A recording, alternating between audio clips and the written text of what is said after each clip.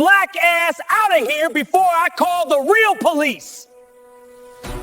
Roberto Martinez stands blocking the elevator hand hovering over his radio.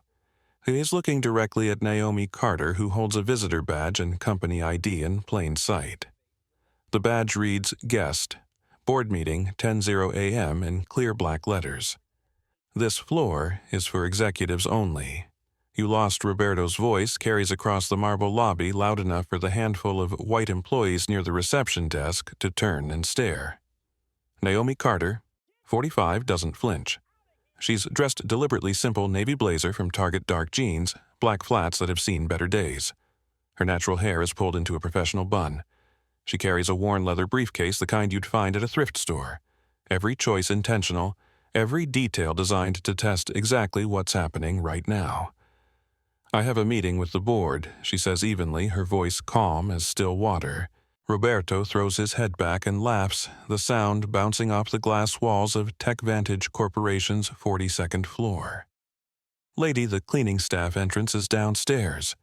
Service elevators around back. Don't make this harder than it needs to be. He grabs her visitor badge, holding it up to the light like he's examining a counterfeit bill. This looks fake as hell. Where'd you get this off the street? What Roberto doesn't know is that in exactly 73 seconds, the woman he's humiliating will destroy his career and reshape the entire company. What he doesn't know is that Naomi Carter was appointed Chief Executive Officer of TechVantage Corporation 48 hours ago by the board chairwoman. What he doesn't know is that every word coming out of his mouth is being recorded by a body camera hidden in her blazer pin, and that corporate legal is monitoring the feed in real time. But he's about to find out. Before we dive into this story that will change everything you think you know about power, respect, and justice in corporate America, tell me where you're watching from. Drop your city in the comments below. And if you believe respect has no color, hit that subscribe button right now. Because what happens next will restore your faith that truth still matters, and dignity still wins. Roberto reaches for Naomi's briefcase. Let me see what else you got in there. Probably more fake IDs, right? Maybe some stolen credit cards. He yanks it from her hand before she can respond, unzipping it with theatrical flourish. Papers scatter across the polished marble floor. Business cards, documents, a tablet in a simple black case. Nothing flashy, nothing that screams wealth or power. Look at this junk, Roberto announces to his growing audience. David Reynolds, a white executive in a $3,000 suit, approaches with curiosity written across his face. His Italian leather shoes cost more than most people's rent. David steps forward, deliberately placing his polished shoe directly on Naomi's scattered documents. Resume pages, presentation notes, a printed copy of TechVantage's quarterly diversity report. He grinds his heel into the papers, leaving scuff marks on the white pages. Someone escort this woman out before the real meeting attendees arrive, David says, not bothering to look at Naomi directly. He's talking about her like she's not standing right there. Like she's an object to be removed rather than a human being to be respected. Jessica Walsh, 29, approaches from the reception area. Blonde hair and a perfect bob designer dress, nervous energy that suggests she knows this is wrong but won't risk saying so. She's Marcus Thornfield's assistant, though she won't mention that connection for another hour. "Ma'am, you seem confused," Jessica says, her voice dripping with false concern. "The service entrance is around back. I can show you if you like. There's a separate elevator for 4 people in your position." The pause before your position hangs in the air like poison gas. Everyone hears it. Everyone knows what she means. And everyone except Naomi seems to think this is perfectly normal. More employees gather. Tyler Brooks, 26, a junior executive who looks like he stepped out of a college recruitment poster, pulls out his phone. But he's not calling for help. He's starting a live stream. His finger hovers over the Go Live button on Instagram, then switches to Twitter, then to TikTok. This generation documents everything. "This is wild," he whispers to himself, unaware that his whisper carries across the quiet lobby. "I've never seen anything like this." Elena Vasquez, 31. The company's compliance officer watches from behind her desk 30 feet away. Her dark eyes take in every detail, every face, every word. She knows discrimination when she sees it. She's reported it before. She's watched those reports disappear into corporate bureaucracy like stones dropped into deep water. But something about Naomi's calm demeanor tells Elena this time might be different. Roberto gets back on his radio. "Yeah, this is Martinez on executive floor. We've got a situation up here. Possible trespasser, maybe worse." He pauses, looking Naomi up and down again. "Send backup. This one's not leaving easy." "I'm not a trespasser," Naomi says quietly. "I have legitimate business here." "Sure you do," Roberto snorts. "Let me guess. You're here to see the CEO. Maybe you think you own the building." He turns to David and Jessica, playing to his audience. They all got the same story. Important meeting, big business, always trying to get somewhere they don't belong. The words "they" and "don't belong" cut through the air like blades. Sharp, deliberate, designed to wound. Naomi reaches into her blazer and pulls out her phone. Not to call for help, not to threaten legal action. She opens her contacts and scrolls to a number labeled simply PV. Patricia Vaughn, chairwoman of the board. The woman who recruited Naomi specifically to transform TechVantage's toxic culture after months of discrimination complaints and 3 pending lawsuits. The woman who suggested this undercover approach to see the culture firsthand before the official CEO announcement. Naomi types a single word, "confirmed."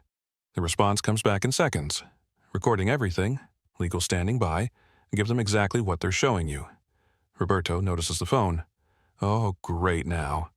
"She's calling backup, lady. I don't care who you think you know. This building has security protocols. You're not dressed right. You don't look right, and you sure as hell don't belong on this floor." "I don't look right?" Naomi asks, her voice still calm but carrying a new edge. "What does right look like to you, Roberto?" He freezes. She used his name. It's printed on his badge, but somehow hearing it from her lips makes him realize she's been paying attention to details. Reading, observing, recording. Just get out of here," he stammers, but his confidence is cracking.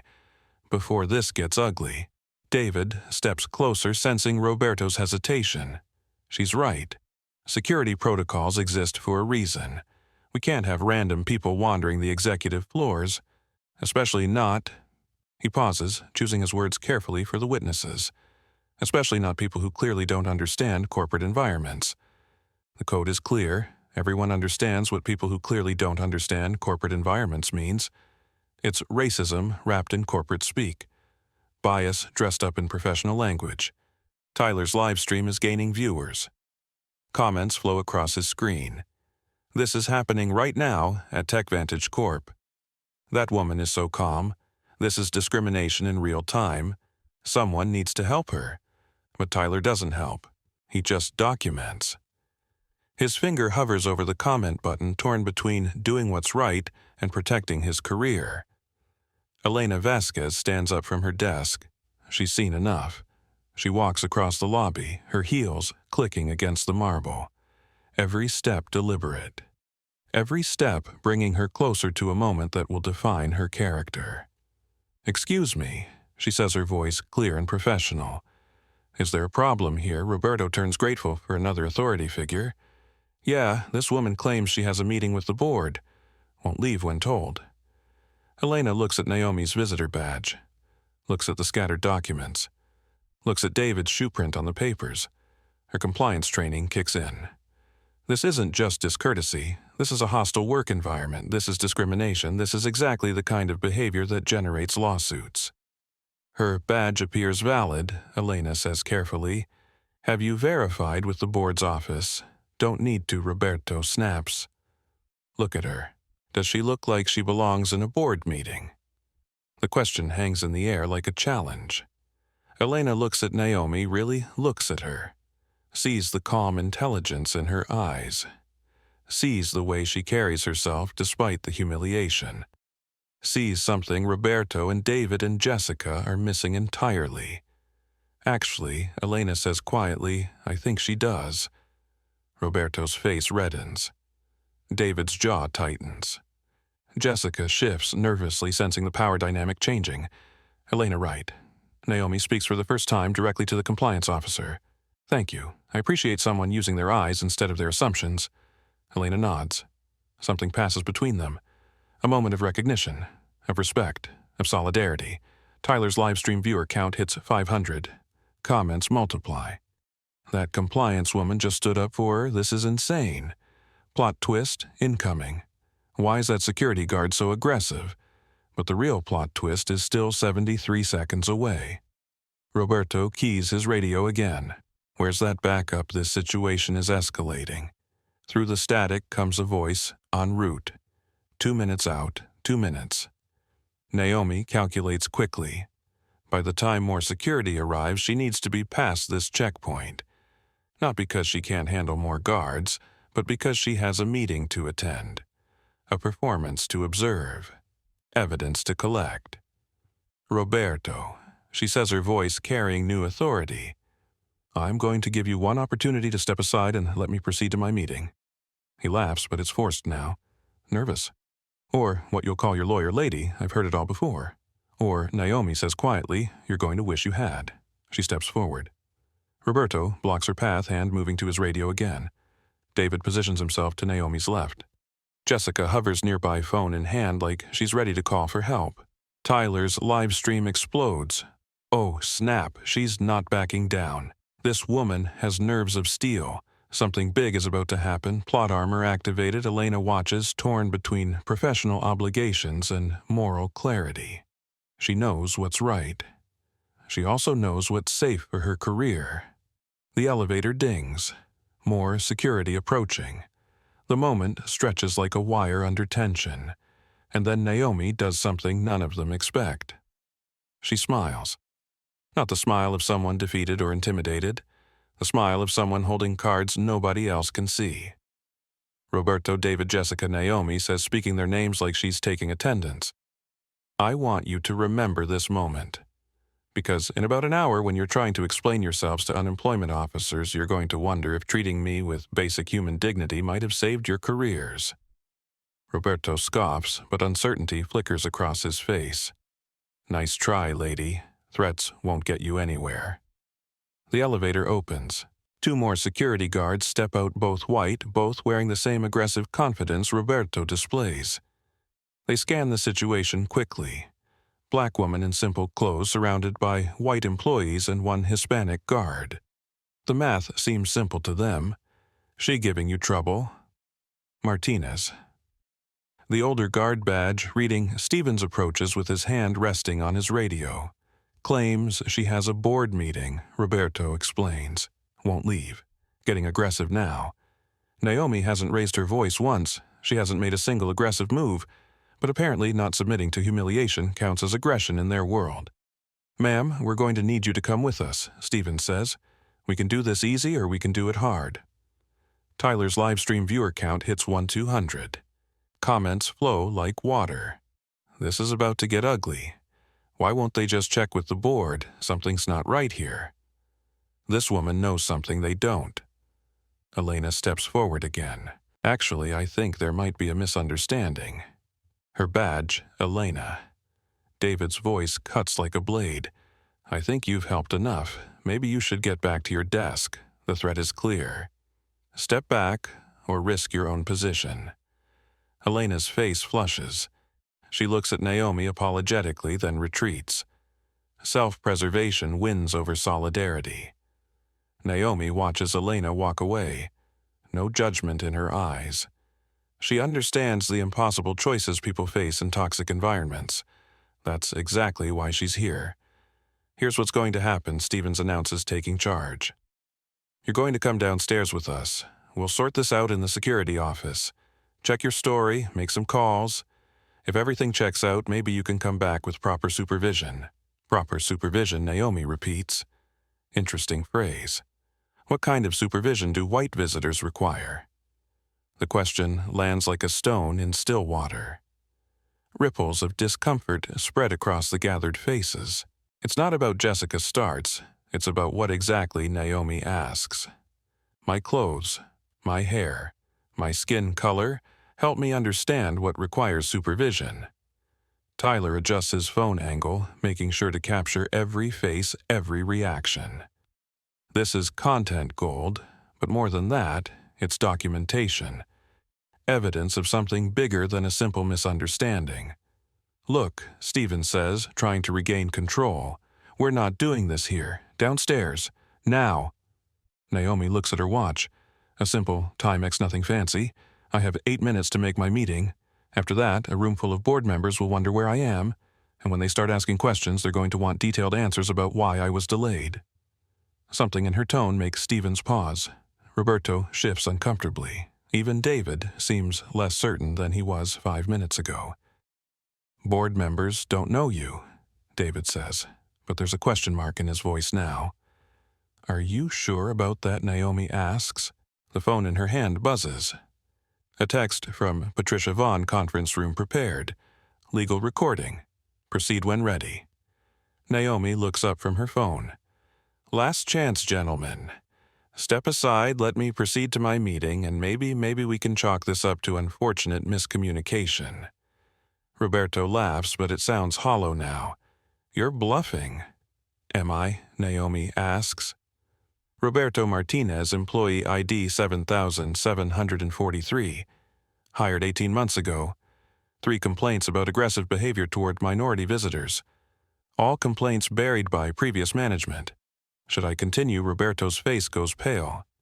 "How do you, David Reynolds, Senior Vice President of Operations, currently under review for discriminatory hiring practices in the Northeast Division." Complaint filed by Rebecca Torres, former candidate for regional manager position. Investigation stalled for 6 months. Should I continue? David's mouth opens, then closes. No words come out. Jessica Walsh, Executive Assistant to Marcus Thornfield, Chief Operating Officer.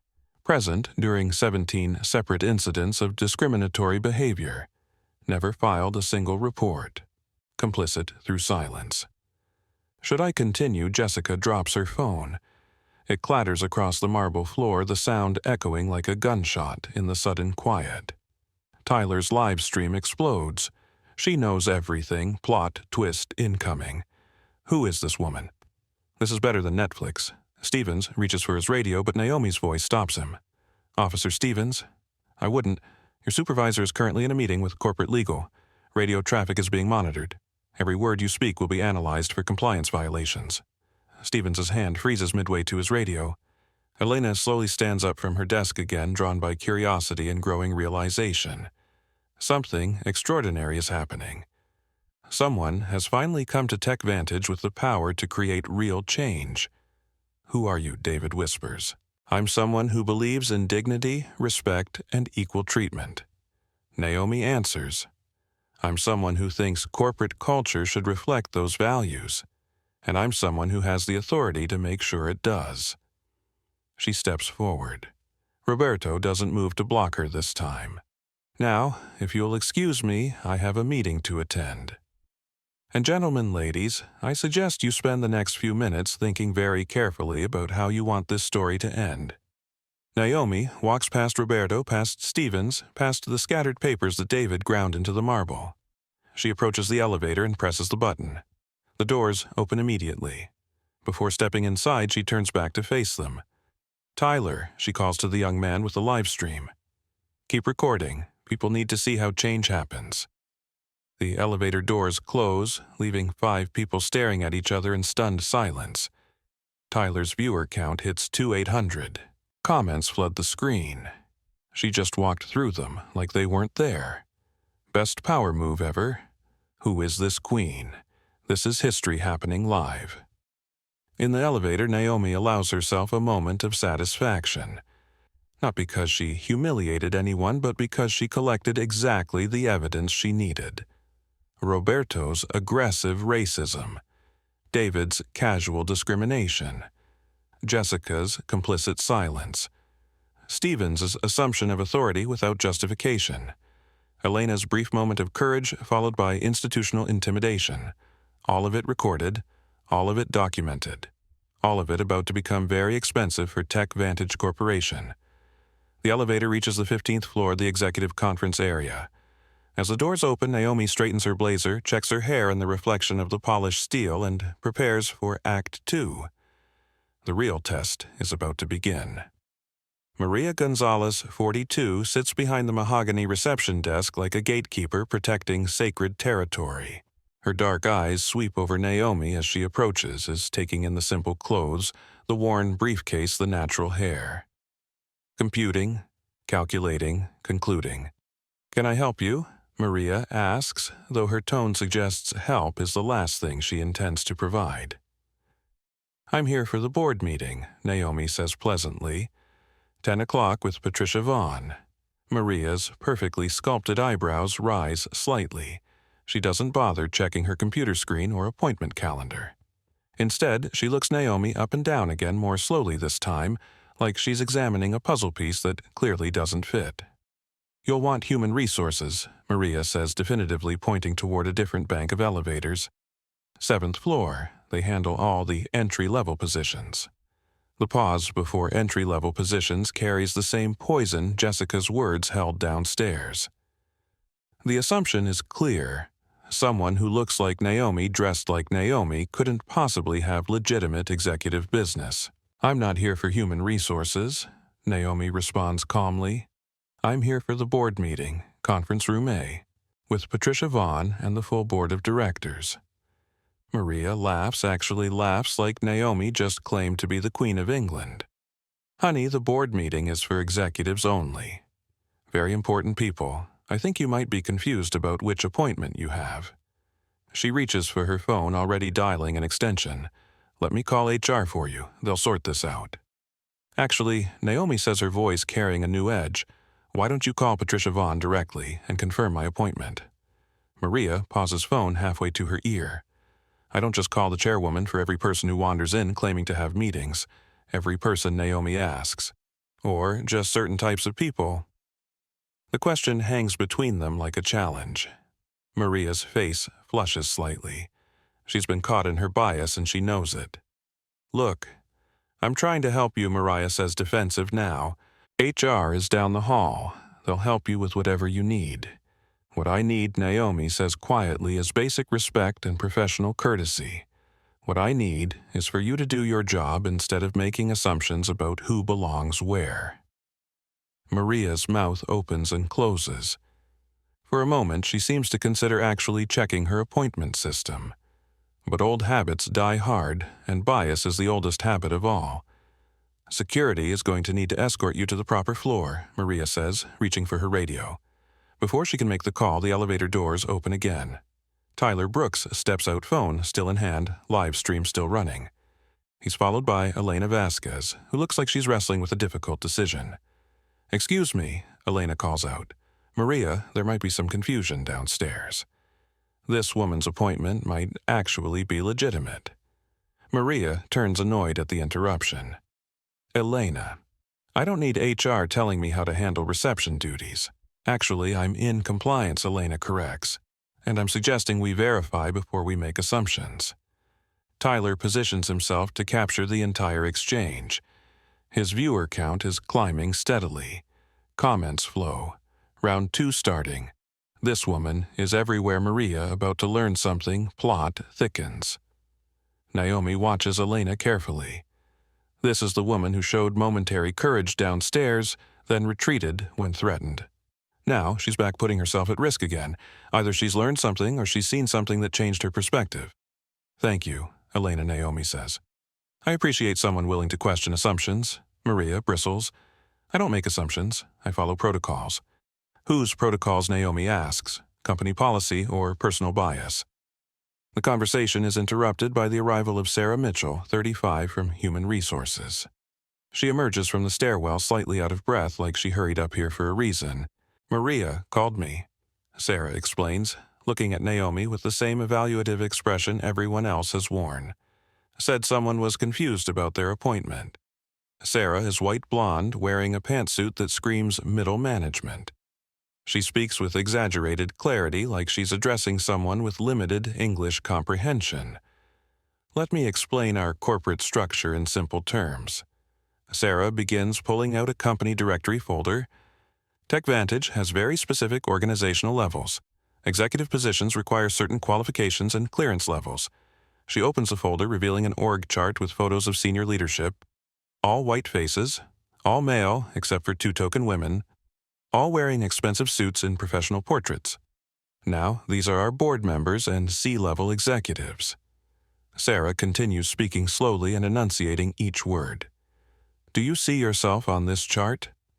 The condescension drips like acid. Elena winces visibly. Tyler's live stream comments explode with outrage. Did she just talk to her like she's 5? This is insane. Someone stop this. Where is HR training? Naomi studies the org chart calmly. Familiar faces stare back at her from the glossy photos. Marcus Thornfield, Chief Operating Officer. David Reynolds, who just ground her papers under his shoe. 3 other VPs she'll be meeting shortly. Interesting chart, Naomi says. It's about to change dramatically. Sarah blinks, confused by the response. Ma'am, I'm trying to help you understand. I understand perfectly, Naomi interrupts. You're explaining to me that this company's leadership doesn't look like me. You're suggesting that because I don't match your visual expectations, I couldn't possibly belong in your chart. Is that accurate? Sarah's face reddens. That's not... I didn't say you didn't have to say it, Naomi replies. Your tone said it. Your assumption said it. Your need to explain in simple terms said it loud and clear. Elena steps forward again. Sarah, maybe we should actually check the appointment system before Elena. I can handle this. Sarah snaps. You don't need to complicate a simple situation. But Tyler's phone buzzes with a notification. Someone in his live stream comments has been doing research.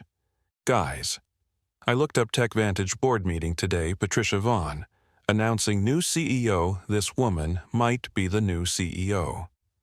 Tyler's eyes widen as he reads the comments. He looks at Naomi with new understanding, then back at his phone. Should he say something? Should he warn them? Should he let this play out naturally? His finger hovers over the comment button. Type a warning. Let them dig their own graves. He chooses silence. Sometimes the best content comes from letting people reveal themselves completely. Here's what we're going to do, Sarah announces with false authority. We're going to go upstairs to HR together. I'll help you figure out which position you're actually applying for. We have several entry-level openings that might be suitable. Entry-level, Naomi asks. Based on what assessment of my qualifications? Based on... Sarah pauses, realizing she's about to say something she shouldn't. Based on what Naomi presses. My clothes, my appearance, my race. The words hit like physical blows. Maria gasps. Elena's eyes widen. Tyler's live stream erupts. She went there, called out the racism directly. Sarah is done. This is uncomfortable to watch. Sarah scrambles for damage control. Race has nothing to do with, then explain your assessment, Naomi challenges.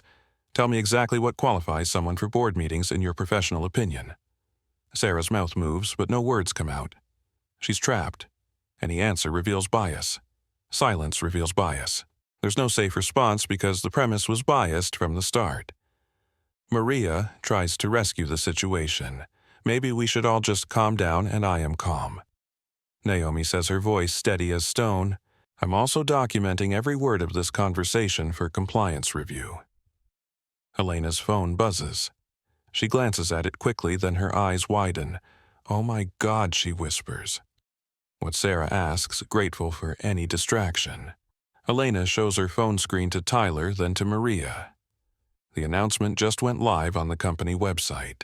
New CEO appointment. Tyler leans over to see the screen. His live stream captures his reaction, perfectly shock, understanding and dawning horror at what they're all witnessing. What announcement Sarah demands. Elena turns her phone toward Sarah and Maria. TechVantage Corporation is pleased to announce the appointment of our new Chief Executive Officer effective immediately. Naomi Carter brings extensive experience in corporate transformation and diversity leadership to her new role. The silence that follows is deafening. Sarah's face goes white. Maria's hands start shaking. Tyler's live stream explodes with comments, but he's too stunned to read them. Naomi checks her watch again. 2 minutes until my meeting starts. I'd hate to keep the board waiting for their new CEO. She walks past the frozen group toward conference room A. Her hand is on the door handle when Sarah finds her voice. Wait. Please, I didn't know we didn't realize." Naomi turns back. No anger in her expression. No gloating, just professional composure. "No," she says quietly, "you didn't know, but you assumed. And those assumptions told me everything I needed to know about the culture I'm inheriting." She opens the conference room door. Inside, 12 board members turn to face her. Patricia Vaughn at the head of the table smiles warmly. "Naomi, perfect timing. Everyone, I'd like you to meet our new Chief Executive Officer." The door closes behind her, leaving Sarah, Maria, Elena, and Tyler standing in the hallway with the weight of what just happened settling on their shoulders. Tyler's livestream viewer count has hit 5,000. Comments flood the screen. Plot twist of the century. They just discriminated against their own CEO. Someone is getting fired today. This is the best content ever. Elena looks at Sarah and Maria. "You know what this means?" Sarah nods slowly, understanding dawning. "We're in deep trouble. We just racially profiled our own CEO." Maria whispers. "On video, with witnesses." Tyler keeps recording, capturing their reactions, their fear, their sudden understanding of consequences. Inside the conference room, Naomi takes her seat at the head of the table. Patricia Vaughn nods approvingly. "How was the cultural assessment?" Patricia asks. "Worse than we anticipated," Naomi replies. "But exactly what we expected. Ready to proceed with Phase 2. Naomi glances through the glass conference room walls where she can see Sarah and Maria still standing in shocked silence. "Oh, yes. Let's proceed." The board meeting lasts exactly 45 minutes. Through the glass walls of Conference Room A, Naomi watches the executive team gathering for their regular monthly strategy session. They have no idea she's observing them. No idea their new CEO is taking notes on everything they do, everything they say. Every microaggression and power play they think no one important is witnessing. Marcus Thornfield arrives first. His tailored charcoal suit impeccable, his silver hair perfectly styled. At 52, he carries himself like a man who's never had his authority questioned. His handshake is firm. His smile practiced, his eyes constantly calculating who matters and who doesn't. Behind him comes David Reynolds, the same David who stepped on her papers an hour ago. He's changed his shoes, the Italian leather ones now, spotless, no trace of her scattered documents. He greets Marcus with the easy camaraderie of men who see the world as their personal kingdom. 3 more vice presidents arrive in succession. All white, all male, all wearing the uniform of corporate power. Expensive suits, luxury watches, confident strides that announce their importance to anyone watching. Tyler Brooks slips into the back of the room phone, still recording. His live stream has grown to 8,000 viewers. Comments flow like water. Is she going to confront them? This is better than reality. TV plot armor so thick. Someone about to get schooled. Elena Vasquez enters quietly, taking a seat near the back. Her compliance training makes her a natural observer, and what she's seeing disturbs her professionally. This isn't just poor judgment, it's actionable discrimination that could destroy the company. Marcus calls the meeting to order. His voice carries the automatic authority of someone accustomed to being the smartest person in the room. "Gentlemen, we have several items on today's agenda." He begins clicking through presentation slides on the wall-mounted screen. First, quarterly performance metrics. Second, cost reduction initiatives. Third, the board's latest diversity mandate. The way he says diversity mandate suggests it's something unpleasant he'd rather not discuss, like a root canal or tax audit. The first slide appears Diversity Initiative Cost Analysis.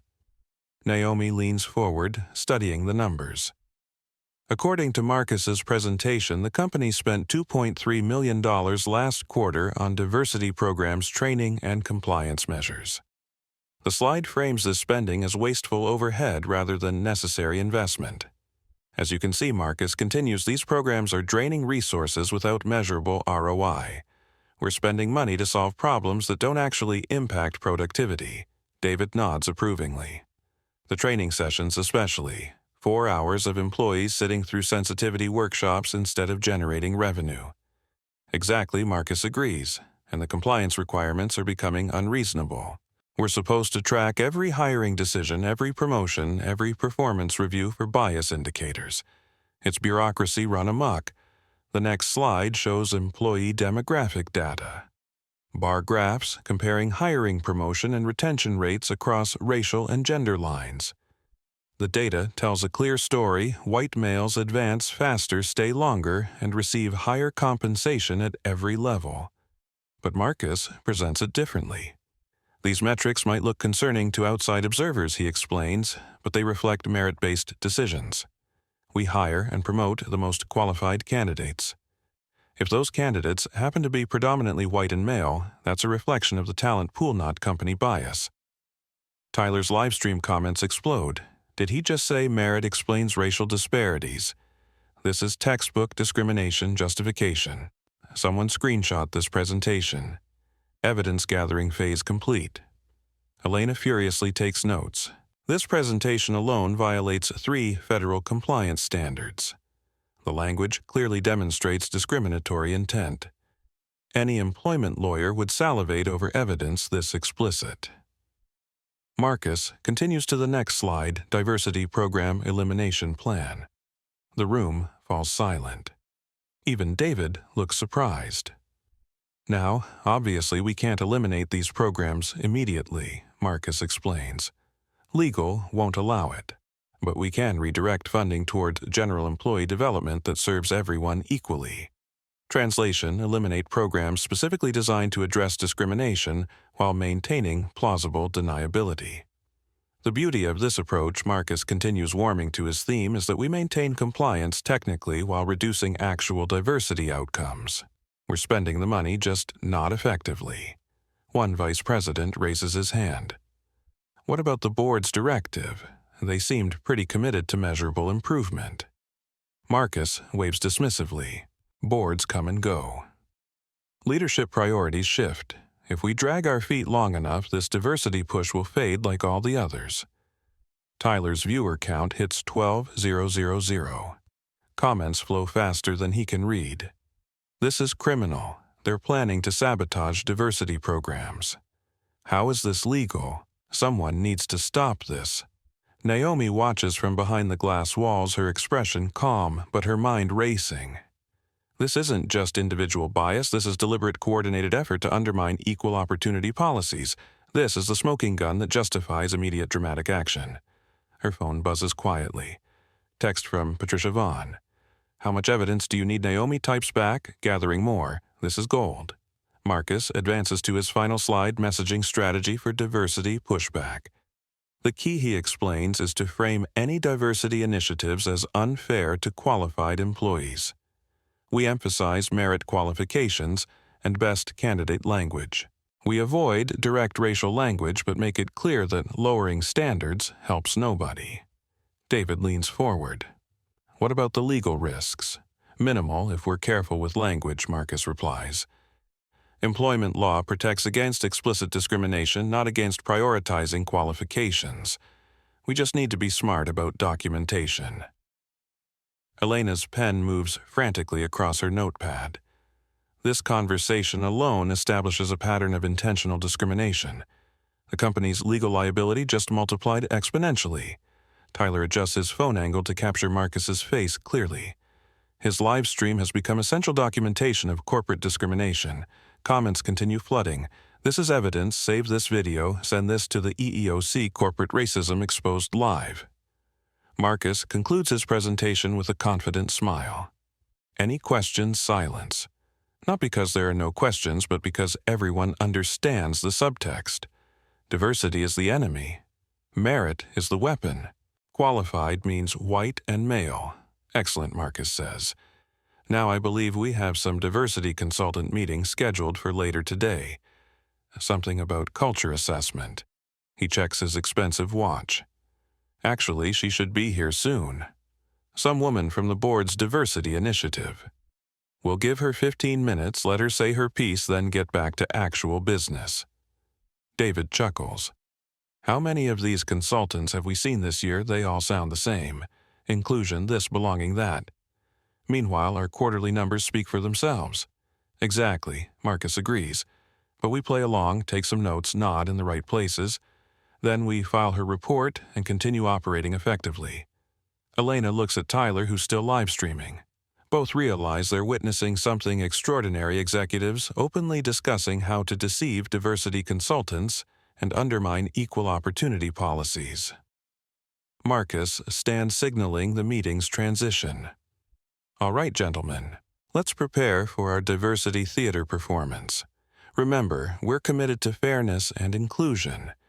We value all perspectives. We're working hard to improve. The sarcasm drips from every word. Tyler's phone buzzes with a direct message from one of his viewers. Dude, do you know who the diversity consultant is? The plot twist potential is off the charts. Tyler types back, "You have no idea." Marcus walks toward the conference room door, his hand on the handle. "Oh, and gentlemen, let's make sure she understands her place in our organizational hierarchy. Consultant input is appreciated but not determinative.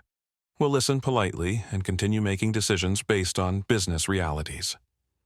He opens the door, expecting to find an empty hallway or perhaps a nervous diversity consultant waiting to be granted an audience. Instead, he finds Naomi Carter standing directly outside, arms crossed, having heard every word of the past 45 minutes. The look on Marcus's face is priceless. Tyler captures it perfectly on his live stream. "Oh," Marcus stammers.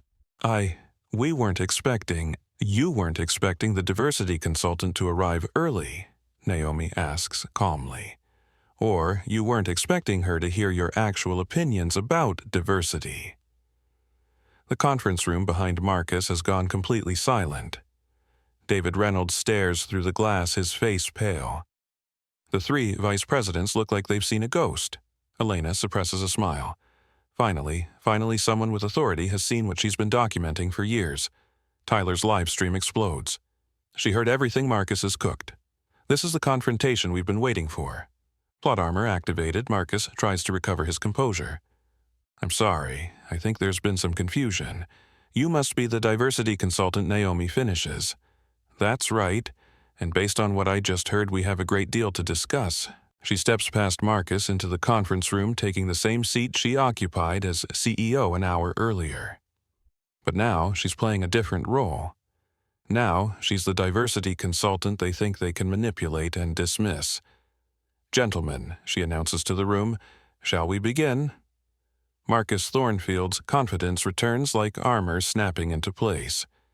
He straightens his tie, fixes his smile, and transforms into the polished executive who survived decades of corporate politics by adapting his performance to each audience. "Of course," he says warmly, extending his hand to Naomi. "Please have a seat. We're delighted to have you here today." The transformation is remarkable. Gone is the dismissive executive who just finished explaining how to undermine diversity programs. In his place stands a champion of inclusion, a leader committed to progress, a man who values all perspectives. Naomi shakes his hand, noting the firm grip, the practiced eye contact, the politician's smile. "Thank you for accommodating me in your schedule." "Absolutely," Marcus replies, gesturing to a chair positioned deliberately away from the head of the table. "Diversity and inclusion are top priorities for our leadership team." David Reynolds nods enthusiastically, his earlier shoe-grinding incident apparently forgotten. "We're always eager to hear fresh perspectives on how we can improve our culture." The three vice presidents, William Hayes, Robert Chen, and Thomas Garcia, murmur agreement. Their faces reflect practiced sincerity, the kind of expression that comes from years of saying the right things in the right meetings with the right people watching. Tyler Brooks positions himself in the back corner, phone still live streaming. His viewer count has hit 15,000. Comments flow like a river. The acting begins Academy Award performance incoming. They switched personalities instantly. This is painful to watch. Elena Vasquez takes detailed notes from her compliance perspective. The contrast between the private conversation and public performance creates a textbook case of discriminatory intent masked by professional behavior. Naomi opens her worn briefcase and removes a tablet, notepad, and digital recorder. She places the recorder prominently on the table. I hope you don't mind if I record our conversation, she says. It helps me ensure accuracy in my reporting. Marcus hesitates for just a moment, long enough for someone watching carefully to notice. Of course, transparency is important to us. Excellent, Naomi replies, pressing the record button with deliberate ceremony. As you know, I'm here to assess TechVantage's culture around diversity, equity, and inclusion. I'm particularly interested in leadership perspectives on these initiatives. William Hayes leans forward eagerly. We're proud of our commitment to diversity. Our hiring practices are completely merit-based and fair to all candidates. That's interesting, Naomi says, consulting her notes. Can you tell me about your current leadership demographic? Silence. Marcus glances around the table. 12 executives, total 11 white males, 1 white female who handles communications. Well, Marcus says carefully, our leadership team reflects the most qualified candidates available. We don't make decisions based on demographics, only on capabilities. I see Naomi notes something on her pad. And how do you ensure that your definition of most qualified doesn't inadvertently exclude excellent candidates from underrepresented groups? More silence. David shifts uncomfortably. Thomas Garcia studies his hands like they contain the secrets of the universe. We have very rigorous standards, Robert Chen finally offers. MBA from top-tier schools, relevant experience, proven track record, the usual qualifications for executive roles. Interesting, Naomi says. Those qualifications historically favor candidates who had access to expensive education and networks. How do you account for candidates who demonstrate exceptional ability through different paths? Tyler's livestream comments explode. She's dissecting their logic in real time. They're squirming. This is beautiful. Education privilege, called out Marcus, senses the conversation slipping away from his control. Of course, we consider diverse backgrounds, but we can't lower our standards just to meet demographic targets. There it is, the phrase Naomi was waiting for. Lower our standards. The assumption that diversity means compromising quality. Who suggested lowering standards? Naomi asks calmly. Well, that's not what I meant, Marcus backpedals. I meant that we maintain consistent criteria regardless of background. Consistent criteria, Naomi repeats, making another note. Can you walk me through those criteria? Specifically, how do you measure leadership potential? William jumps in, eager to redirect. Communication skills, strategic thinking, team management experience. The fundamentals of executive leadership. Excellent, Naomi says.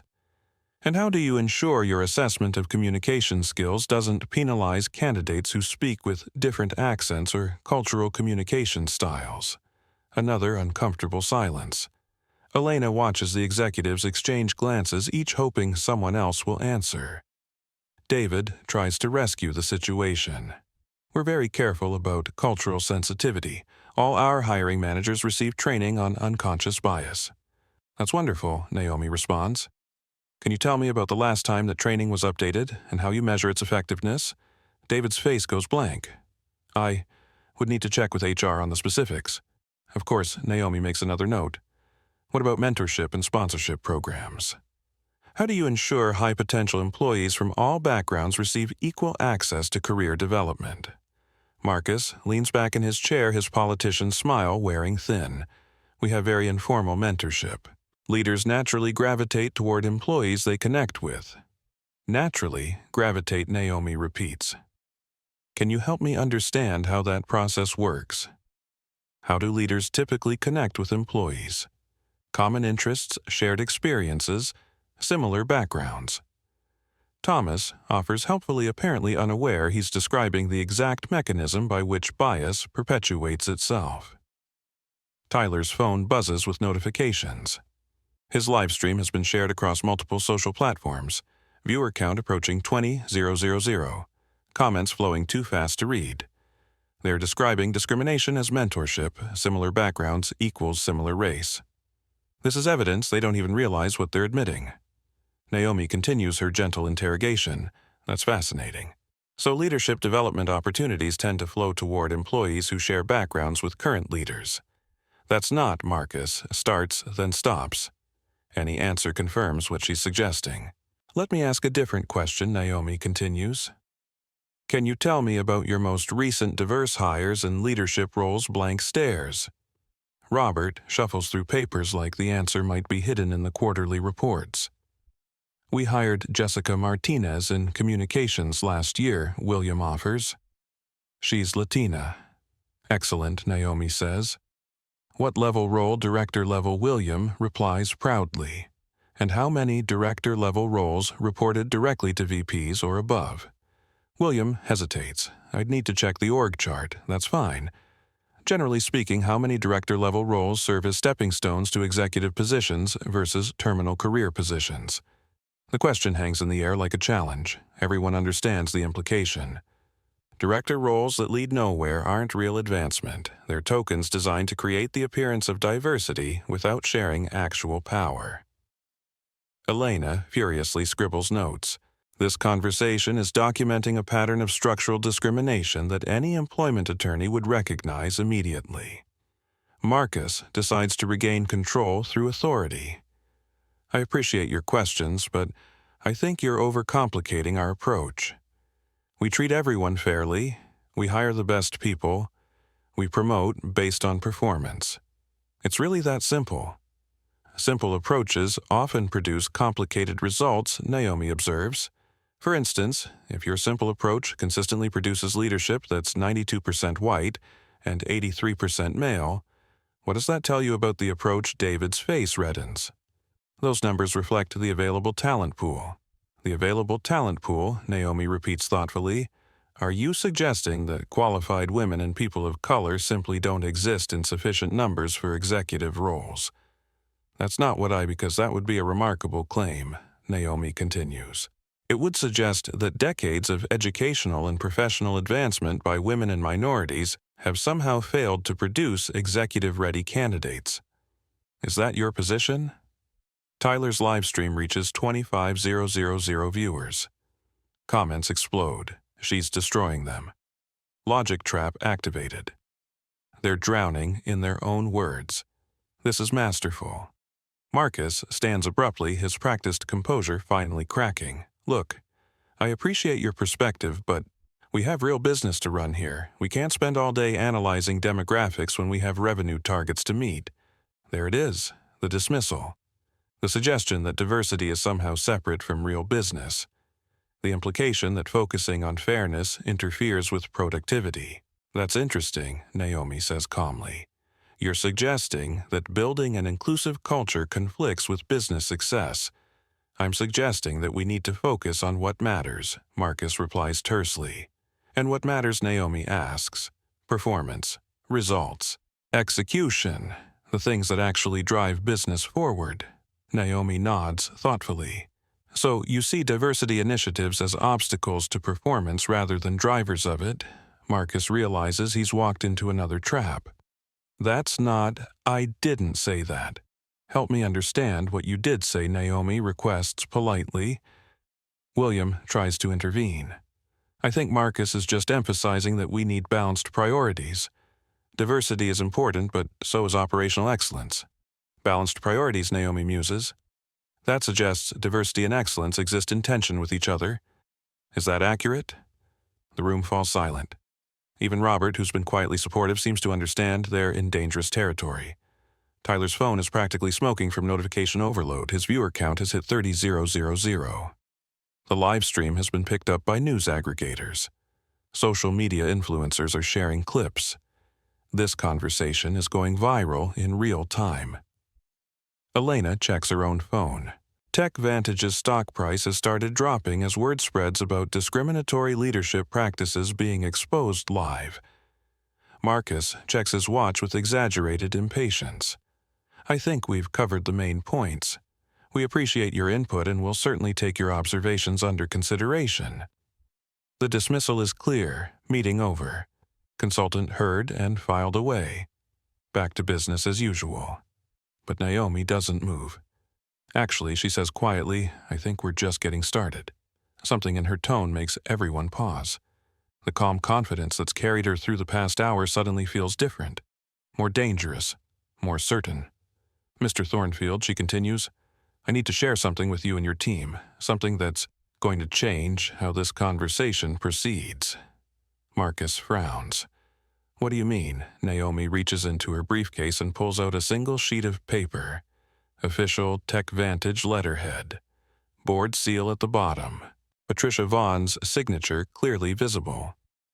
This morning at 9:00 a.m., the board of directors voted unanimously to appoint a new chief executive officer. She announces her voice carrying new authority, someone with extensive experience in corporate transformation and cultural change. The paper shakes slightly in Marcus's hand as he reads it. Ladies and gentlemen, Naomi says, standing slowly, allow me to properly introduce myself. I'm Naomi Carter, and as of this morning, I'm your new CEO. The silence that follows is absolute. Tyler's live stream explodes. Comments flood the screen faster than the platform can process them. Viewer count hits 50,000 and climbing. David Reynolds drops his coffee cup. It shatters against the marble conference table, brown liquid spreading across the polished surface like spilled truth. The room falls apart. The coffee spreads across the marble table like a slow-motion explosion. Brown liquid pools around quarterly reports, seeps into presentation folders, drips onto the Persian rug that probably costs more than most people's cars. But nobody moves to clean it up. Nobody speaks. Nobody even breathes. Marcus Thornfield stares at the official appointment letter like it might spontaneously combust. His face cycles through emotions, confusion, disbelief, fear, anger, then back to confusion. The paper trembles in his hands. This is impossible, he whispers, his voice cracking. You're the diversity consultant. You're here to assess our culture.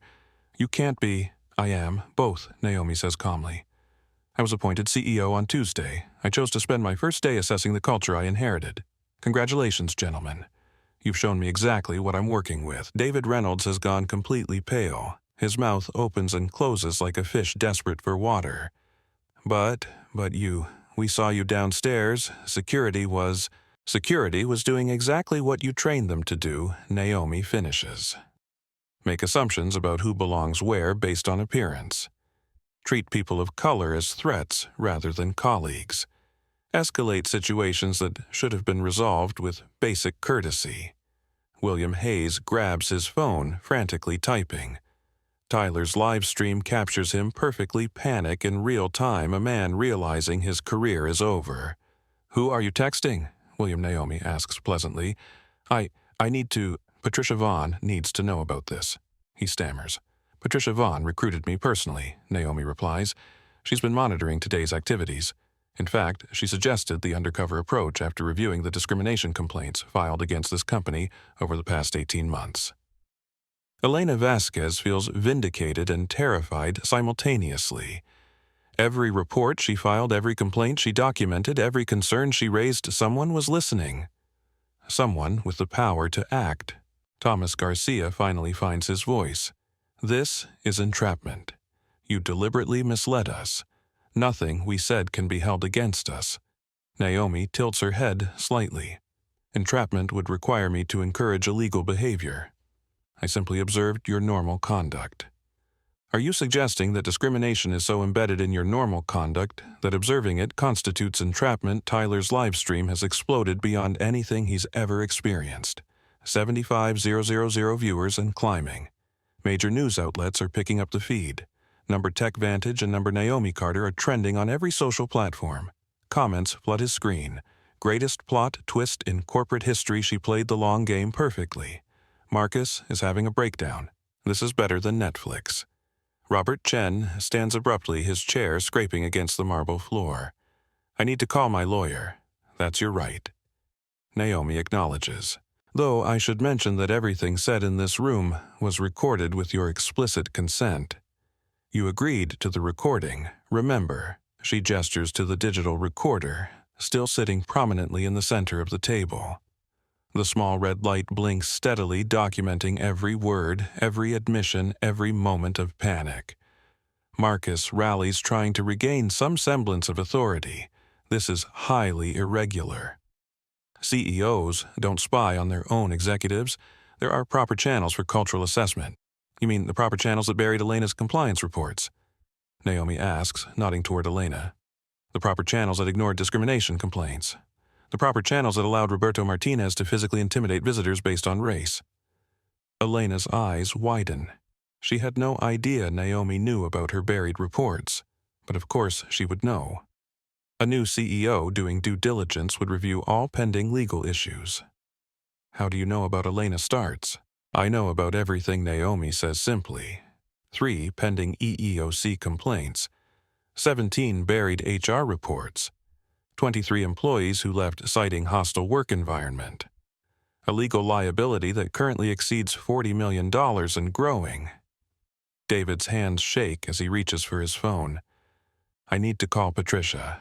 This isn't right. I can't just what Naomi asks, execute my responsibilities as CEO, address discrimination in my own company, hold executives accountable for creating hostile work environments. Her voice remains calm, but authority radiates from every word. This isn't the diversity consultant they thought they could manipulate and dismiss. This is their boss. This is someone with the power to end careers with a phone call. Tyler adjusts his position to capture the entire room. His live stream is being shared by thousands of people across every social platform. TechVantage's stock price is in freefall. The company's LinkedIn page is flooded with comments. This single conversation is reshaping the company's public image in real time. Marcus tries a different approach. Naomi, can I call you Naomi? I think we got off on the wrong foot. The comments you overheard were taken out of context. We're actually very committed to diversity and inclusion. Marcus, Naomi replies, can I call you Marcus? I want you to listen very carefully. In the past 3 hours, I've been denied access to my own building, had my credentials questioned, been directed to service entrances, had my papers destroyed, been condescended to by multiple employees, and listened to senior executives plan deliberate sabotage of diversity initiatives. Does that sound like commitment to you? William throws his hands up in desperation. But we didn't know you were the CEO. We thought you were just a consultant. The words hang in the air like a confession. Tyler's live stream comments explode. Did he just say that just a consultant? The racism is so casual they don't even hear themselves. Naomi lets the silence stretch until it becomes uncomfortable. Just a consultant, William. As opposed to what a real person who deserves basic respect, William's face reddens. That's not what I meant. Then help me understand what you did mean, Naomi requests politely. Why would my position as CEO change how I should be treated as a human being? No answer? Because there isn't one. Because the question reveals the fundamental problem: they don't treat people with respect based on human dignity. They dole out respect based on perceived power and status. Elena speaks for the first time since the revelation. I've been trying to address these issues for 2 years, every report ignored, every complaint buried. I documented everything, but nothing changed. Things are changing now, Naomi assures her. Elena, I'm promoting you to Chief Compliance Officer effective immediately. Your first task is conducting a complete investigation of all buried reports and dismissed complaints. Elena's mouth falls open. Thank you. I won't let you down. Marcus watches his control evaporating. You can't just promote people without board approval. There are processes. Procedures. The board gave me complete authority to restructure leadership as needed, Naomi replies. Patricia Vaughn was very specific about that. Clean house, she said. Start fresh. Tyler's viewer count hits 100,000. His phone is overheating from the processing demand. Major news networks are calling requesting exclusive rights to his footage. This is the scoop of a lifetime happening live on social media. David makes one last desperate attempt. Look, maybe we can work this out. Everyone makes mistakes. We can do better. Give us a chance to prove ourselves. Naomi studies him carefully. David, 4 hours ago you ground my papers into the floor with your shoe. You told security to remove me from the building. You suggested I didn't understand corporate environments. What exactly has changed except your knowledge of my position? I apologize. That was wrong. I was having a bad day and a bad day, Naomi repeats. David, racism isn't a bad mood. Discrimination isn't a rough morning. Bias isn't something that comes and goes with your caffeine levels. Tyler zooms in on David's face. The man is sweating despite the air conditioning. His expensive suit can't hide the fact that he's crumbling under the weight of his own actions. Marcus plays his final card. The shareholders won't stand for this. You can't destroy the leadership team based on one conversation. We have contracts, severance agreements, legal protections. Marcus Naomi says with a slight smile, "You're absolutely right. I can't destroy the leadership team based on one conversation." Relief flickers across his face. Fortunately, Naomi continues, "I have multiple conversations. Hours of recorded evidence, documented complaints, witness testimonies, a paper trail that would make any employment lawyer weep with joy." She pulls out her phone and opens her contacts. "In fact, I think it's time to call Patricia. She'll want to know how today's cultural assessment went." The phone rings once before Patricia Vaughn's voice fills the conference room through the speaker. "Naomi, how did it go?" "Better than expected, Patricia. We have clear documentation of deliberate discrimination, planned sabotage of diversity initiatives, and a hostile work environment that creates significant legal liability." "Excellent." Patricia's voice crackles through the speaker. "Are you ready to proceed with Phase 2? Marcus, David, William, Robert, and Thomas exchange desperate glances. Phase 2 sounds ominous. "Absolutely," Naomi replies. "Patricia, I have the entire executive team here. Would you like to address them directly?" Of course, Patricia's voice becomes formal, authoritative. "Gentlemen, this is Patricia Vaughn, chairwoman of the board. The board has reviewed preliminary findings from today's assessment. We're implementing immediate changes to protect the company from further legal exposure." Tyler's live stream has become a national news event. 150,000 viewers and climbing. TechVantage is the #1 trending topic worldwide. News vans are probably already heading to the building. Effective immediately, Patricia continues, "We're terminating the following positions." The list begins. Marcus Thornfield, Chief Operating Officer. Your employment with TechVantage Corporation is terminated immediately for documented discriminatory practices and deliberate sabotage of company diversity initiatives. The words hit Marcus like physical blows. His face goes from red to white to ashen gray. 22 years with the company. Stock options worth millions. A reputation built over decades. Gone in a single sentence. "This is illegal," he whispers, then louder. "This is illegal. You can't fire me for protected speech in a private meeting." Patricia Vaughn's voice cuts through his protests like a blade. "Marcus, nothing about discriminatory conduct is protected. Your statements were recorded with your explicit consent in a business setting during company time. Every word is actionable under federal employment law. Tyler's live stream is breaking internet records. 200,000 viewers watching live terminations. Comments flowing too fast for any human to read. News outlets worldwide picking up the feed. David Reynolds, Senior Vice President of Operations. Terminated for engaging in discriminatory conduct, creating hostile work environment, and destruction of an employee's personal property." David doubles over like he's been punched in the stomach. "My property destruction. I stepped on some papers." "That's not. You deliberately destroyed documents belonging to your CEO while expressing discriminatory intent." Patricia's voice remains coldly professional. The video evidence is conclusive. Elena watches in amazement. 2 years of buried reports, ignored complaints, and dismissed concerns. Now, justice arrives like lightning, swift, bright, and overwhelming. William Hayes, Vice President of Human Resources. Terminated for documented bias in hiring discussions and failure to maintain equal opportunity standards. William's phone slips from his nerveless fingers, clattering across the marble table. "But I've been with HR for 8 years. You can't just... You can absolutely be terminated for violating the core principles of your profession," Naomi interjects. "HR exists to protect employees from exactly the behavior you demonstrated today." Tyler adjusts his phone to capture every face, every reaction. This is historical documentation of corporate accountability in action. Future business schools will study this moment. Robert Chen, Vice President of Finance. terminated for participating in discriminatory discussions and contributing to hostile work environment. Robert stands slowly, his face completely drained of color. I barely said anything. I was mostly just listening.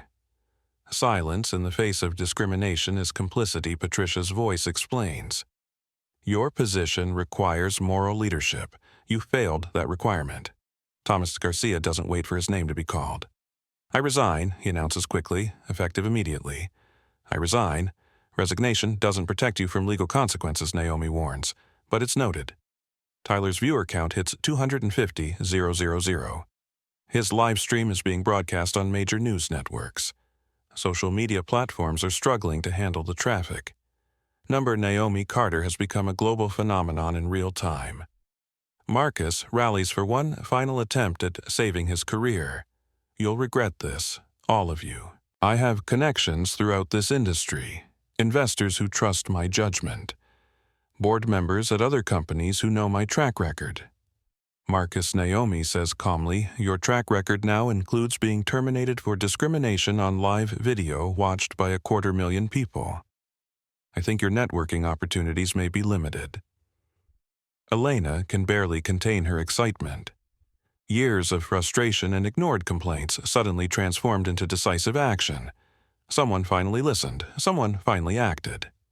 David tries a different approach. What about severance? Our contracts guarantee 6 months pay stock, option vesting, continuation of benefits. Your contracts contain morality clauses, Patricia's voice explains. Discriminatory conduct voids those protections. Legal will be in touch about returning company property and non-compete agreements. The dominoes continue falling. Jessica Walsh, Marcus's assistant, appears in the doorway. She's been listening from the hallway, her face pale with understanding. Jessica Naomi calls out, "Please join us." Jessica enters reluctantly, knowing her own job hangs by a thread. You were present during multiple discriminatory incidents today, Naomi notes. You had opportunities to intervene, to show leadership, to demonstrate company values. Instead, you participated actively in creating a hostile environment. I was just following Mr. Thornfield's lead, Jessica protests. I'm his assistant. I have to do what he says. No employee has to participate in discrimination, Patricia's voice corrects. Your employment is also terminated effective immediately. Tyler's phone is overheating from the processing demand, but he refuses to stop recording. This is the story of a lifetime. David versus Goliath in the corporate world, playing out in real time for a global audience. Maria Gonzalez from reception appears next, escorted by security. Her face shows she already knows why she's here. Maria, your conduct at the reception desk this morning was unacceptable, Naomi states. Directing employees to service areas based on appearance, refusing to verify appointments, making discriminatory assumptions about visitor qualifications. I was just following standard protocols, Maria insists. We get all kinds of people trying to access executive floors. All kinds of people, Naomi asks. Please elaborate. Maria realizes she's walked into another trap. Any elaboration reveals the bias behind her protocols. Your employment is terminated, Naomi continues. Security will escort you to collect your personal belongings. Roberto Martinez enters next, flanked by 2 other security guards. His aggressive confidence from this morning has completely evaporated. He knows exactly why he's here. Roberto Naomi addresses him directly. Your conduct this morning was a textbook example of discriminatory harassment. Physical intimidation, racial profiling, abuse of authority, creation of hostile environment. I was doing my job, Roberto protests, but his voice lacks conviction.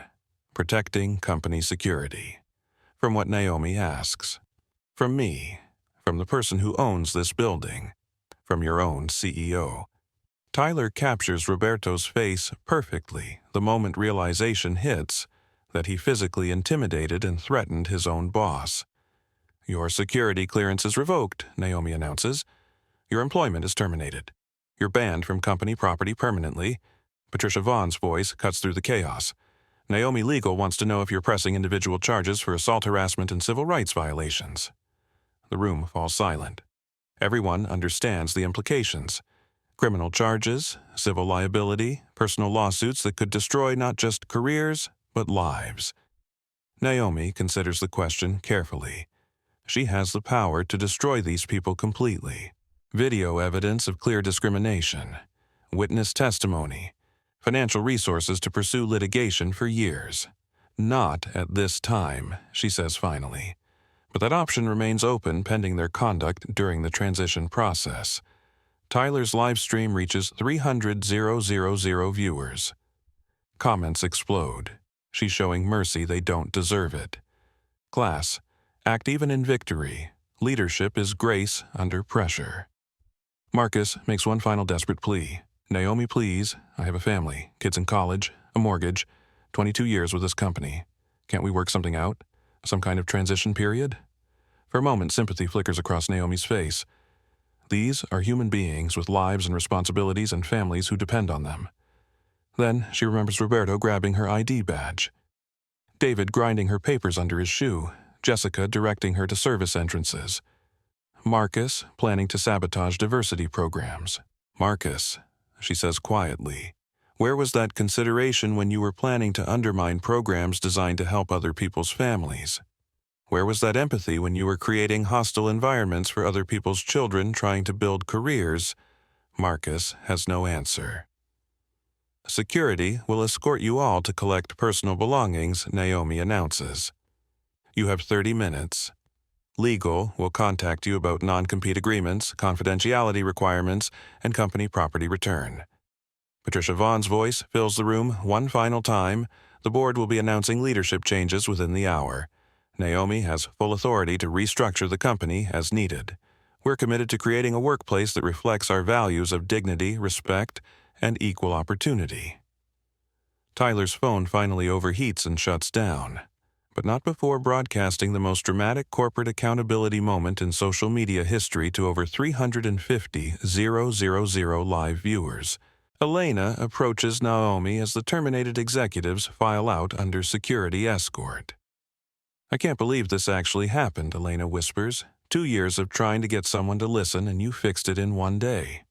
I didn't fix anything yet, Naomi replies. I just removed the obstacles to fixing things. The real work starts now. Through the conference room windows, they can see news vans pulling into the parking lot. TechVantage Corporation has become the center of a global conversation about workplace discrimination and corporate accountability. But inside the conference room, something quieter and more profound is happening. A moment of recognition between two women who understand that change doesn't happen through speeches or policies or good intentions. Change happens when someone with power chooses to use it.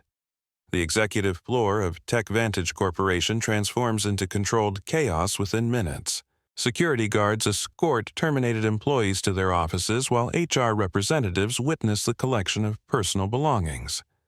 Tyler Brooks, his live stream finally ended due to technical overload, serves as unofficial documentation coordinator, ensuring every step follows legal protocols. Elena Vasquez, newly promoted to Chief Compliance Officer, works alongside corporate legal to secure all electronic files, email accounts, and digital assets belonging to the terminated executives. Her hands shake slightly as she revokes access credentials not from nerves, but from the surreal nature of finally having authority to act on years of documented discrimination. Marcus Thornfield's office is Secure Reports Security Supervisor Janet Torres, a Latina woman who's worked TechVantage Security for 8 years. All company property accounted for. Computer access revoked. Badge deactivated. Naomi nods approvingly. How's he handling it? Like a man who just lost everything, Janet replies honestly, but cooperating fully.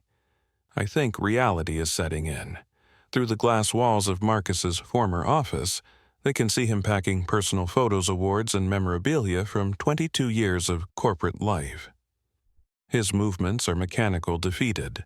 The confident executive who ran this morning's meeting has been replaced by a broken man contemplating an uncertain future. David Reynolds emerges from his office carrying a cardboard box filled with desk accessories and family photos. His expensive Italian shoes, the same ones that ground Naomi's papers into the marble, now carry him toward unemployment and professional disgrace. Mr. Reynolds, Elena calls out professionally. Legal needs your signature on property return documentation. David approaches slowly, his former arrogance completely evaporated. Elena, we worked together for 5 years. You know I'm not a bad person.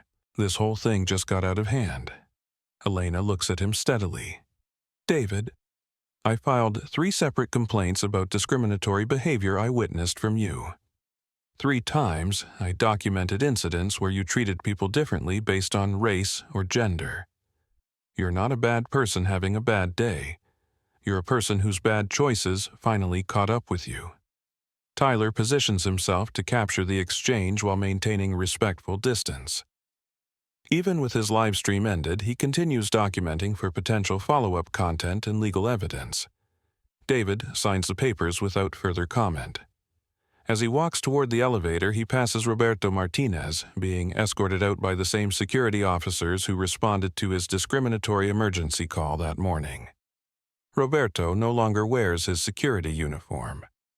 Dressed in civilian clothes carrying a small box of personal items, he looks smaller somehow. The aggressive authority he wielded against Naomi has vanished completely. Roberto Naomi calls out as he approaches the elevator. He stops, unable to meet her eyes. Yes, ma'am. I want you to understand something, Naomi says quietly. Your behavior this morning wasn't just unprofessional, it was dangerous. Physical intimidation based on race creates liability for everyone, you, the company, other employees who witness it. People get hurt when discrimination escalates to physical behavior. Roberto nods silently. No excuses, no explanations, just acknowledgement. I also want you to understand that change is possible, Naomi continues. If you choose to learn from this experience, if you choose to examine the assumptions that led to this moment, you can become someone different, someone better. For the first time, Roberto looks up. Why are you telling me this? Because I believe people can change when they face real consequences and choose growth over resentment. The elevator doors open. Roberto steps inside, turns back once to look at Naomi, then disappears from view. Tyler lowers his phone. That was unexpectedly gracious. Accountability doesn't require cruelty, Naomi responds. Sometimes the most powerful response to hate is demonstrating what love looks like. Jessica Walsh exits her office carrying 2 boxes, a clear indication she's accumulated more personal belongings during her tenure as Marcus's assistant. Her face shows the strain of processing rapid life changes. Miss Walsh Elena addresses her formally. Exit interview documentation. Jessica approaches the desk, sets down her boxes, and accepts the clipboard of paperwork. I want you to know, she says to Naomi, I never intended to be discriminatory. I was just following Mr. Thornfield's lead. Jessica Naomi replies gently, intention matters less than impact. Your words and actions created a hostile environment, regardless of what you intended. The people who experience discrimination don't care about your intentions. They care about their dignity being respected. Jessica signs the papers, quickly eager to escape the uncomfortable conversation. As she gathers her boxes, she pauses. For what it's worth, she says quietly, you handled this with more grace than we deserved. She walks toward the elevator, leaving behind the only professional identity she's known for 3 years. Elena reviews the day's paperwork. 5 terminations processed, all company property secured, legal liability documented and contained, IT access revoked across all platforms, and the investigation into buried complaints, Naomi asks. Underway, I've identified 37 incidents over the past 2 years that received inadequate investigation or resolution. Some of them involve employees still with the company. Tyler looks up from his phone where he's been fielding interview requests from major news outlets. What about the financial impact? Stock price has dropped 12% since the live stream went viral. Short-term volatility, Naomi responds confidently. Once investors understand we've eliminated major legal liability and toxic leadership, the fundamentals will improve. Companies with inclusive cultures outperform their competitors consistently. Patricia Vaughn's voice comes through the conference room speakerphone. Naomi, board meeting in 30 minutes. We need to address media strategy and interim leadership appointments. On my way, Naomi replies. She turns to Elena and Tyler. Elena, I need a preliminary report on structural issues by end of business today. Tyler, would you be interested in joining our communications team? Your documentation skills proved invaluable today. Tyler's eyes widen. "You're offering me a job, I'm offering you an opportunity to help build something better." "Interested? Absolutely." As the three walk toward the elevator, they pass empty offices that housed discriminatory leadership just hours earlier. The physical spaces remain unchanged, but the culture they represented has been completely transformed. "What happens now?" Elena asks as they wait for the elevator. "Now we build," Naomi answers. "New leadership, new policies, new culture. We prove that accountability creates opportunity, and that diversity drives excellence." The elevator arrives, the same elevator Roberto blocked Naomi from accessing that morning. As they step inside, Tyler shakes his head in amazement. 12 hours ago, you were being denied access to your own building. Now, you're rebuilding the entire company. 12 hours ago, Naomi corrects. "I was gathering evidence about a culture that needed changing. The rebuilding started the moment I was appointed CEO. Today just made the need visible." The elevator descends toward the boardroom where Patricia Vaughn and the other directors wait to discuss TechVantage's transformation. Outside the building, news crews set up equipment while social media continues exploding with analysis of the day's events. But inside the elevator, three people share a moment of quiet satisfaction. Justice has been served. Change has begun. And the real work of building something better starts now. The elevator reaches the boardroom level. As the doors open, Naomi straightens her blazer, the same simple blazer that caused so much assumption and bias throughout the day, and steps forward to lead. 6 months later, the morning sun streams through the floor-to-ceiling windows of TechVantage Corporation's executive conference room, illuminating faces that would have been unimaginable in this space just months ago. Around the polished marble table sit 8 executives, 4 women, 4 men representing African American, Latino, Asian American, and white leadership working together with a level of mutual respect that feels revolutionary after years of toxic hierarchy. Naomi Carter sits not at the head of the table, but among her colleagues, a deliberate choice that reflects her leadership philosophy. Authority doesn't require dominance. Power shared is power multiplied.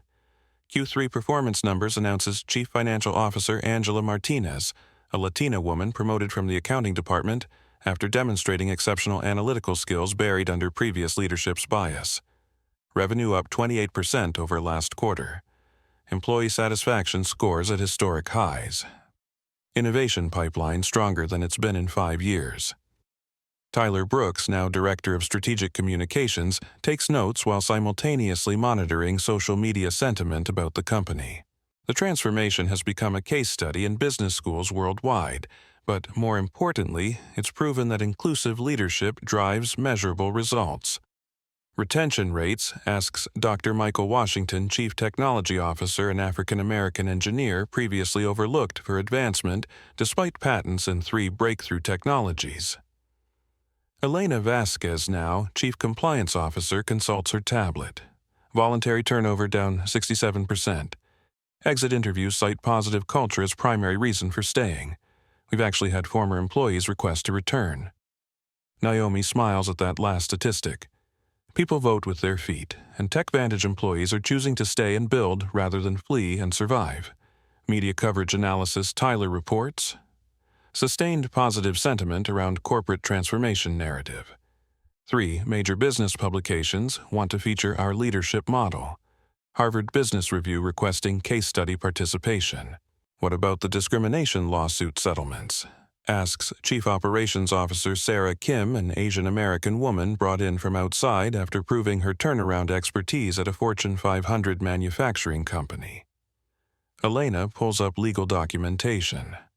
All pending EEOC complaints resolved.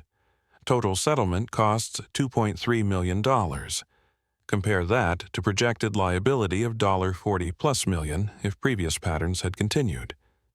Chief Human Resources Officer James Thompson, a white male who survived the leadership purge by demonstrating genuine commitment to equity during his interview process, raises his hand. Employee feedback on new policies. Overwhelmingly positive, Elena reports. Anonymous reporting system has generated useful feedback without retaliation concerns. Mentorship program shows measurable impact on career advancement across all demographics. Leadership development pipeline now reflects company diversity at every level. Naomi nods approvingly. These aren't just statistics. They represent people whose careers are advancing, whose dignity is respected, whose potential is recognized regardless of background. A soft knock interrupts the meeting. Patricia Vaughn enters carrying a Wall Street Journal and wearing the satisfied expression of a board chair who made exactly the right CEO choice.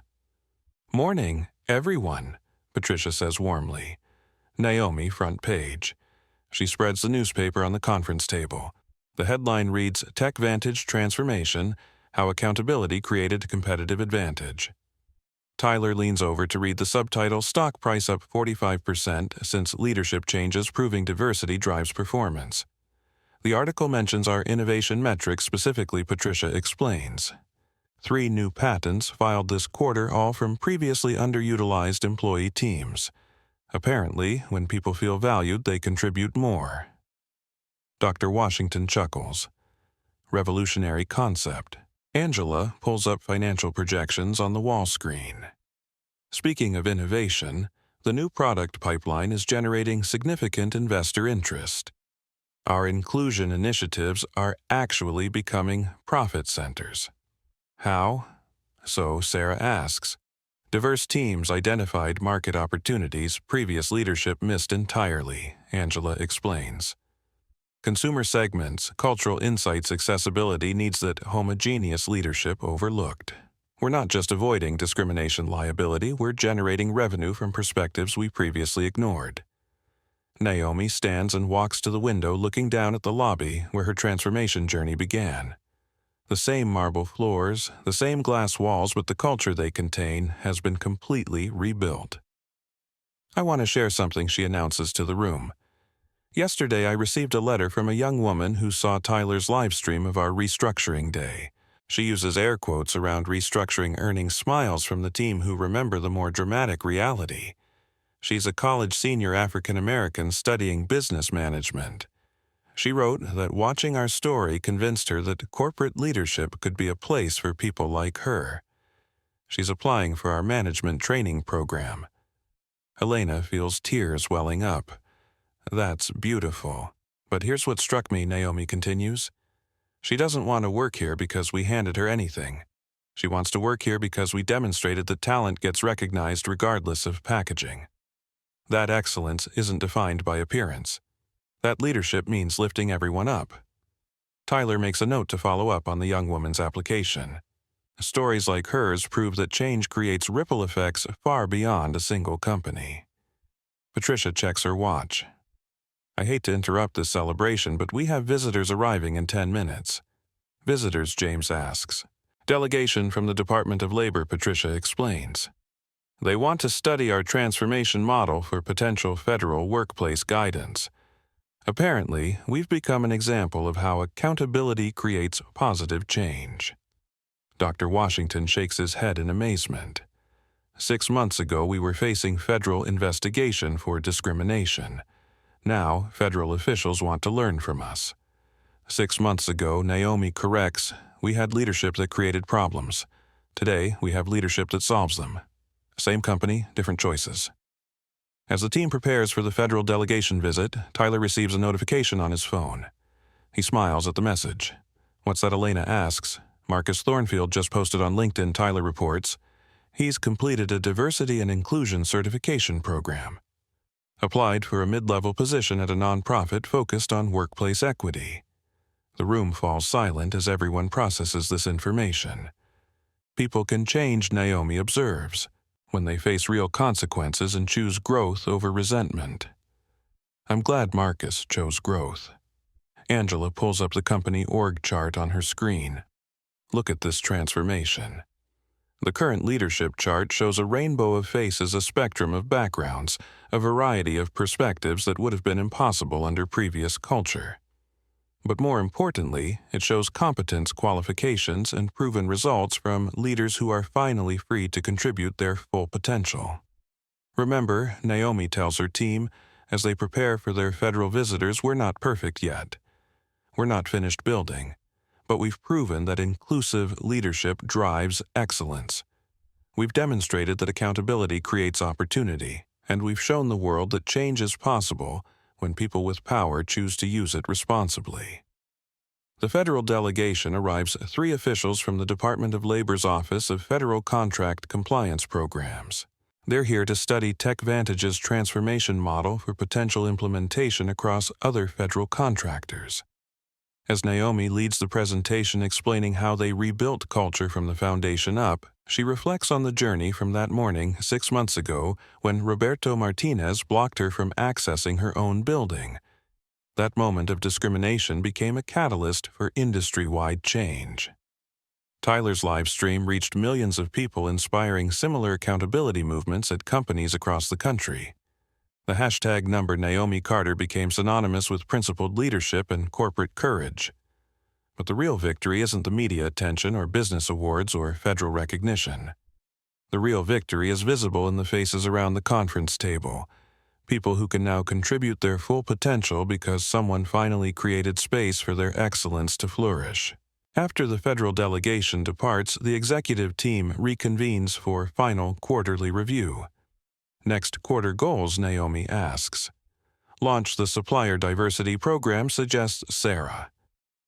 Expand mentorship initiative to community partnerships, adds James. Begin international replication pilot, proposes Dr. Washington.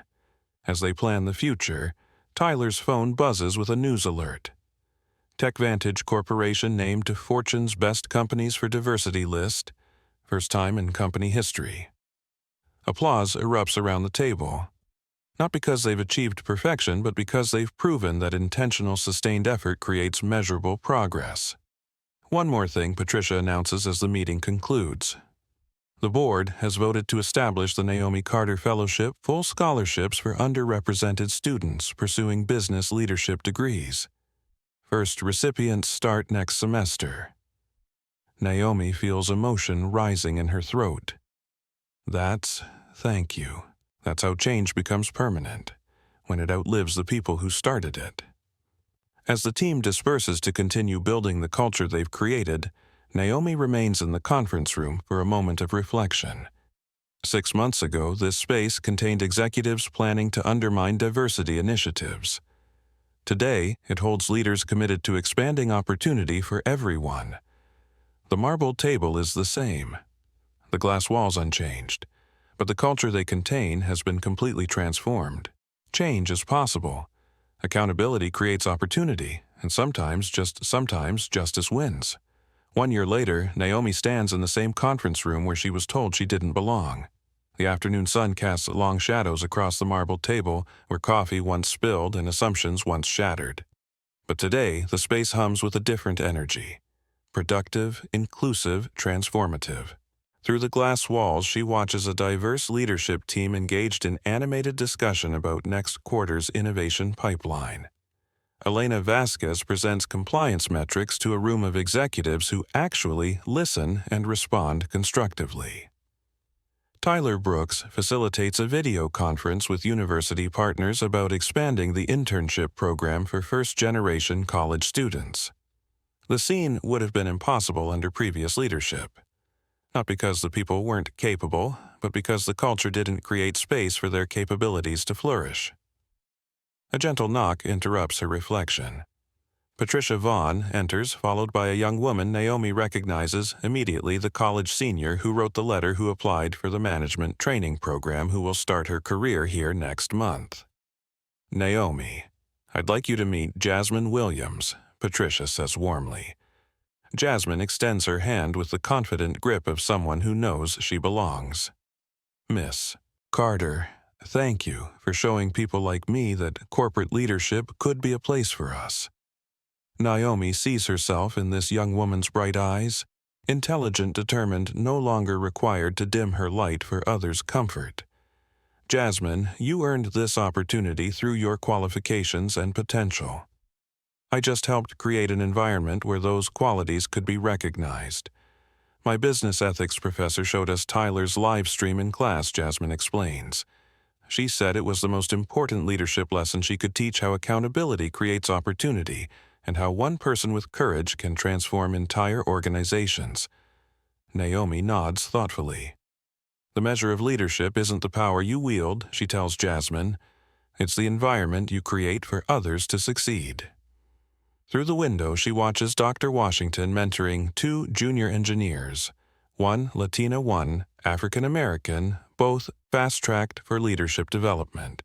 Sarah Kim presenting quarterly results to a boardroom that actually reflects the diversity of its customer base.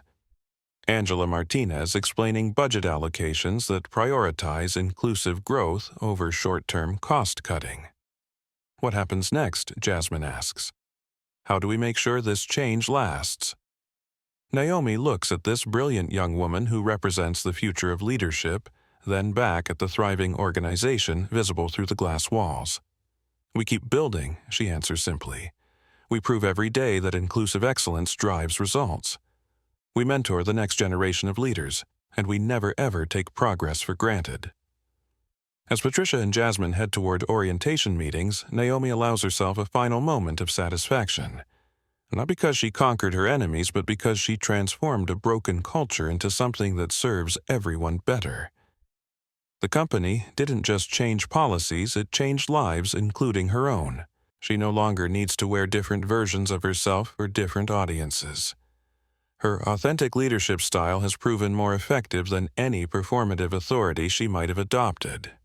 True power isn't about forcing others down. It's about lifting everyone up. 6 months from now, Jasmine Williams will be leading her first project team. A year from now, she'll be presenting to the board of directors.